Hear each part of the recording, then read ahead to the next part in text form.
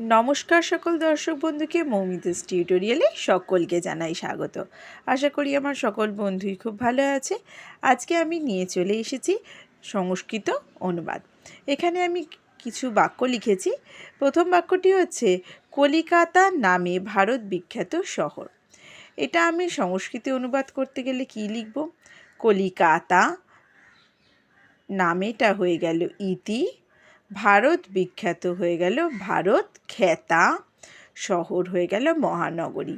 যেহেতু আমরা মহানগরী কলিকাতা বলি তাই এখানে স্ত্রীলিঙ্গ মহানগরী, তাই এখানে ভারত খ্যাত না হয়ে ভারত খ্যাতা হলো। তাহলে কলিকাতা ইতি ভারত খ্যাতা মহানগরী।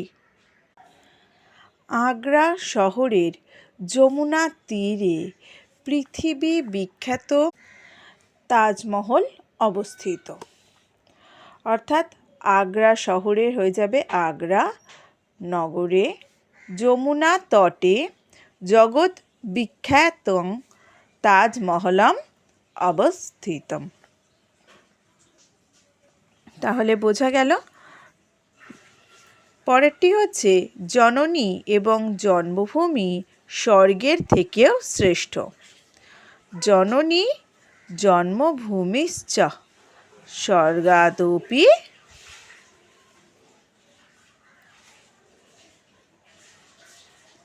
গরীয়সী।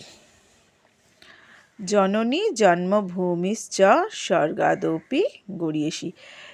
বাংলায় আমরা যেমন এবংটা ব্যবহার করতে পারি, সংস্কৃতর ক্ষেত্রে এবংটা চ রূপে আমরা ব্যবহার করব, কিন্তু সেটা হবে দুটি শব্দ লেখার পর, কখনোই দুটো শব্দের মাঝখানে নয়। বাংলায় যখন এবং ব্যবহার করি দুটির মাঝখানে, মানে জননী এবং জন্মভূমি, কিন্তু সংস্কৃতে সেটা হয়ে যাবে জননী জন্মভূমি চ। তাই এখানে হয়ে গেল জননী জন্মভূমি চ স্বর্গাদপি গরীয়সী। পরেরটি হচ্ছে যত্ন ছাড়া কার্য সফল হয় না।